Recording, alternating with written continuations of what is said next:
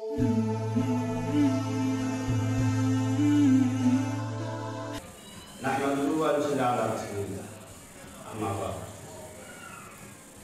আলাইকুম। প্রিয় দর্শক, এখন যে বিষয় নিয়ে আলোচনা করা হবে সেই বিষয়টা হলো পশ্চিম দিকে থুতু ফেলা যাবে। তো পশ্চিম দিকে আমাদের দিক তো দক্ষিণ, উত্তর, পূর্ব, পশ্চিম, চারটা দিক। আরো দিক আছে, দিক হলো 8টা দিক, কেউ 10 দিক, উপরে নিচে, কোনারে কোনারে, এবং পশ্চিম, পূর্ব, উত্তর, দক্ষিণ। এই দিক হলো 10টা দিক। তবে পশ্চিম দিকে থুতু ফেলা যাবে, এই বিষয়ে প্রশ্ন। পশ্চিমটা হলো আমাদের কাবা শরীফ, মক্কা শরীফ আমাদের পশ্চিমে। এবং যারা পশ্চিমে তারা মিলে থাকে, তারা পূর্ব দিকে নামাজ পড়ে থাকে, তাদের কাবা পূর্ব দিকে।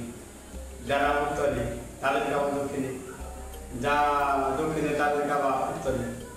এভাবে আমরা বাংলাদেশি আমাদের কাবা পশ্চিমে সেটা আল্লাহ পাকের ঘর, কাবা শরীফ। তো এইদিকে ওই কাবাকে সম্মানার্থে পশ্চিম দিকে থুতু ফেলা যাবে। পশ্চিম থুতু ফেলা যাবে না, এই বিষয়ে একটা হাদিস আসছে। তবে আরেকটু আনুষঙ্গিক আমাদের বুঝাবেন, সেটা অনেকে মসজিদের ভিতর থেকে অনেক দূরে থুতু ফেলে। মসজিদের ভিতরে কিছু করলো, বাইরে কিছু করলো। এমনকি অনেক মুরব্বিরা যারা কিছু হাজি সাহেব, কিছু মাওলানা মুন্সি, সাধারণ মানুষ, আবেগ নামাজি, সকলেরও এই ভুলটা হতে পারে। তবে এই ভুলটা কখনো করা যাবে না, মসজিদ থেকে থুতু ফেলা যাবে। হ্যাঁ, বিশেষ প্রয়োজন যেহেতু অনেক সময় ইমামের বাম পাশে ওই সাইডে ছিদ্র থাকে, রাস্তা থাকে, সেটা ইমাম সাহেবের জন্য খাস। এরপরেও যদি বিশেষ প্রয়োজন পড়ে সেই ইমাম সাহেব বাইরে চলে যায়। তাই তো কাবা শরীফ আমাদের সম্মানিত একটা জিনিস, সম্মানিত ঘর। আল্লাহ নিজে বলছেন যে বরকতের ঘর, মুসলমানদের বরকতের ঘর, খায়রাতের ঘর। কাবা শরীফ জান্নাতের একটা অংশ। এই পশ্চিম দিকে থুতু ফেলা যাবে না। এমনকি বহু রকম হাদিস আসছে, পশ্চিম দিকে যদি কেউ থুতু ফেলে, সারা জীবন যত থুতু ফেলছে সমস্ত থুতু তার দুইটা চোখে এই কুটির মধ্যে উঠে যাবে। সারা জীবনে পশ্চিম দিকে থুতু ফেলা সমস্ত থুতু তার চোখের উপর উঠে যাওয়া হবে হাসরের মাধ্যমে।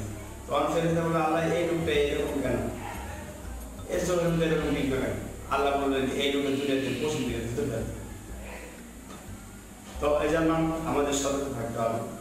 হ্যাঁ, আর একটা জিনিস হলো, আল্লাহ নবী সাল্লাল্লাহু আলাইহি ওয়াসাল্লাম একজন সাহাবীকে একটা দলবদ্ধভাবে ইমামের অনুমতি দিয়েছিলেন। তো এই ইমাম কোনো কারণবশত বিশেষ জরুরতে পশ্চিম দিকে থুতু ফেলেছিল। তো হুজুর সাল্লাল্লাহু আলাইহি ওয়াসাল্লামের নজরে পড়ে গেল, কাছে ছিলেন।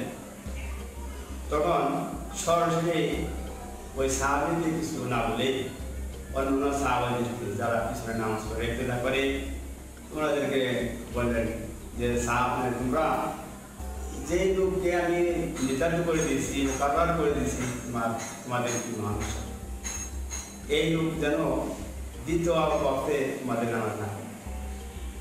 তো সাহাবারা আসলে জিজ্ঞাসা করলেন, পরিষ্কার করলেন না। তারপর তো দ্বিতীয় বক্তে আবার আসছেন, আসা নামাজের জন্য দাঁড়াচ্ছেন, মুসল্লা যাবেন।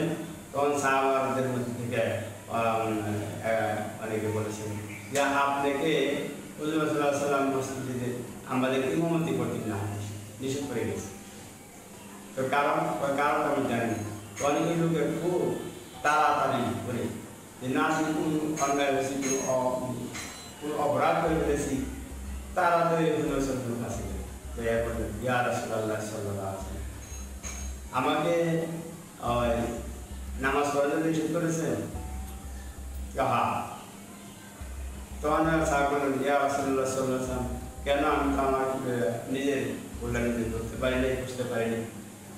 আল্লাহ নবী কোনো ভুল হয়েছে কিনা আমাকে মাফ করে দিন। তো কী কারণে আমি বুঝতে পারি না, তখন হুজুর বললেন যে তুমি পশ্চিম দিকে থুতু ফেলেছো, সেজন্য তোমাকে আমি নিষেধ করেছি।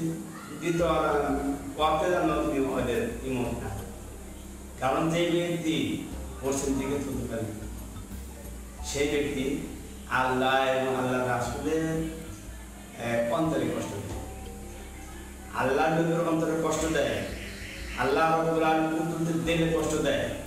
কাজে যে আল্লাহ নবীর দিলে কষ্ট দেয়, আল্লাহ কুদরতের দিলে কষ্ট দেয়, এই ব্যক্তি করতে পারে না। আমার কথাগুলো যদি আপনাদের ভালো লেগে থাকে তাহলে লাইক দিবেন এবং সবার কাছে বেশি বেশি শেয়ার করুন। আমাদের সাথে থাকতে হলে অবশ্যই আমাদের চ্যানেলটি সাবস্ক্রাইব করুন।